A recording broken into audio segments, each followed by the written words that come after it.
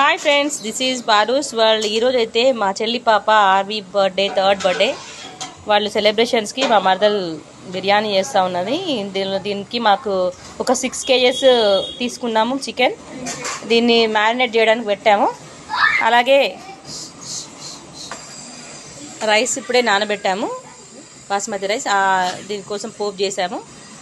ఈ పోపులో కావాల్సిన దినుసులన్నీ వేసేసింది. ఇందులో విత్ నెయ్యి, నూనె, ఉప్పు, కావలసిన గరం మసాలా అన్నీ వేసి కొంచెం మరిగేదాకా ఉంచాలి. ఇప్పుడే మూత పెట్టేస్తున్నాం. అలాగే బిర్యానీ మంచి ఫ్లేవర్ రావాలంటే ఫస్ట్ ఫ్రైడ్ ఆనియన్, దాని తర్వాత చివరికి కొత్తిమీర, గరం మసాలా, ఇవి కూడా రెడీగా పెట్టుకున్నాం.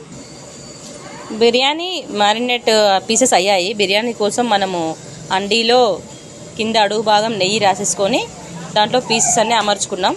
దీనిపైన ఈ సైడ్లు చివర్లకి పిండి పెట్టేస్తాను. పిండి పెట్టేసి అలాగే రైస్ హాఫ్ బాయిల్డ్ కాగానే తీసి ఇందులో పెట్టడమే. ఇలా పిండిని ఇట్లా సెట్ చేయాలి. సెట్ చేసి పెట్టుకొని ఆ రైస్ కాగానే ఇందులో వేసి మూత పెట్టేసి కుక్ కానివ్వాలి. రైస్ హాఫ్ బాయిల్డ్కి వచ్చింది. ఇంకా దీన్ని జల్లీలో వేసేసి మనం చికెన్ గిన్నెలో వేసేసుకోవాలి. ఇంకా చికెన్ మ్యారినేట్ మీద బిర్యానీ రైస్ వేసేసి ఫ్రైడ్ ఆనియన్స్, కొంచెం garam masala, colour, onion, fried onions అన్నీ కలిపి వేసి దీని చుట్టూ ఇలా పిండి పెట్టాము. దీనిపైన క్యాప్ పెట్టడమే. ఇది దమ్ వేయడం అంటారు, దమ్ బిర్యానీ.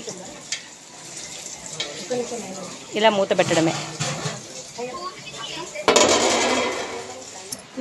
ఇలా పిండితో ఇదంతా ప్యాక్ చేసేసి 20 minutes అట్లా ఫుల్ ఫ్లేమ్తో పెట్టాలి.